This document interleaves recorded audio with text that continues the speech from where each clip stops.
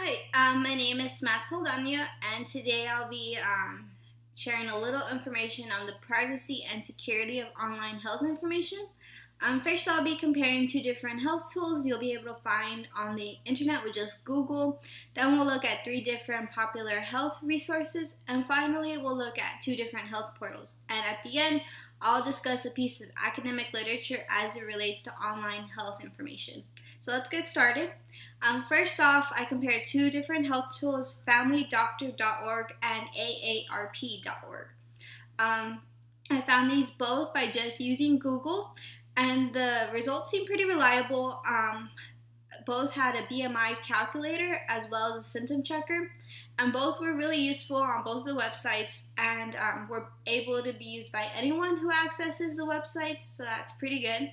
For the AARP privacy policy, which, by the way, aarp.org can be accessed in Spanish. They collect data from you for many different reasons, some being so that they can deliver tailored advertising, as well as for data statistical analysis. This info is gathered whether you join AARP or whether you just access the website, so that's something to consider prior to going to the website. Family Doc website is available in Spanish. They use the American Academy of Family Physicians privacy policy. They collect both personally identifying and non-personally identifying info. And they keep your email address from membership apps, surveys, downloads, and email signups. They keep your credit card info a secret, but also disclose limited personal information to services that provide AAFP products and make telephone solicitations. So moving on to health information resources, I looked at WebMD, Mayo Clinic, and health.gov. WebMD is a pretty popular health website. I'm pretty sure everyone's used it. It has a lot of advertising on the page. There's some on the top and on the side. There's also a subscribe button, so you can sign up to receive weekly or monthly emails. And for privacy, they collect both personal and non-personally identifying information. If you don't want your personal information used, according to their privacy policy, you should not become a member. And if you are a member and have your information on your profile but don't want that information used anymore, you should go delete that info.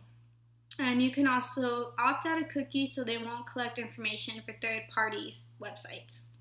For the Mayo Clinic, there's a patient login on the top. The site differs because it's an actual hospital. They have actual patients as well as being an online health resource. So for the privacy policy, they don't collect personally identifying information unless you choose to give that to them.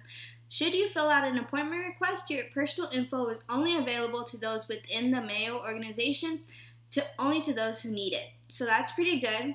The Mayo Clinic's forms aren't used for any other organizations or any other purposes other than to ensure technical functionality. So they have a really good privacy policy from what I saw.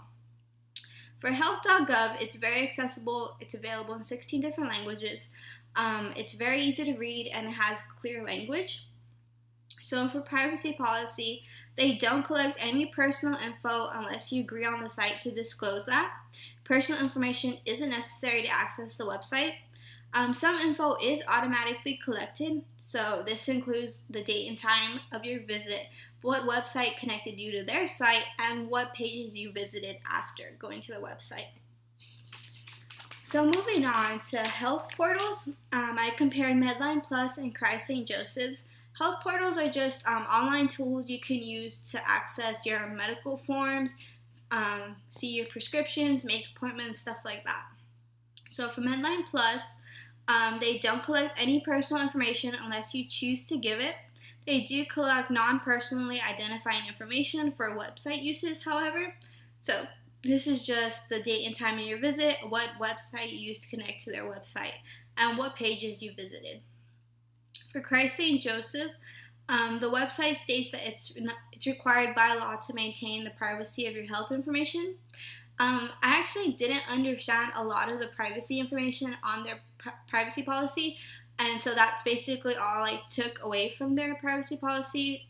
So that's something you should probably look into if you're looking to use that site. Yeah. So for academic literature, I examined an examination of scope, completeness, credibility, and readability of health, medical, and nutritional information on the internet. A comparative study of Wikipedia, WebMD, and the Mayo Clinic websites. So they found that the Mayo Clinic had more incomplete answers than Wikipedia and WebMD. Wikipedia had the most answers to 92 general health statements. WebMD came in second place, followed by the Mayo Clinic. Wikipedia was the most useful in terms of answers. Wikipedia also had a higher reading e-score than the other two websites, as well as a higher grade level score. So that's what that study found. In terms of accessibility of this video, you'll find a transcript below. And in terms of licensing, this video is licensed under Attribution 4.0 International. So it's able to be shared commercially, tweaked, can be modified, whatever is needed, as long as credit is given. So thank you for your attention.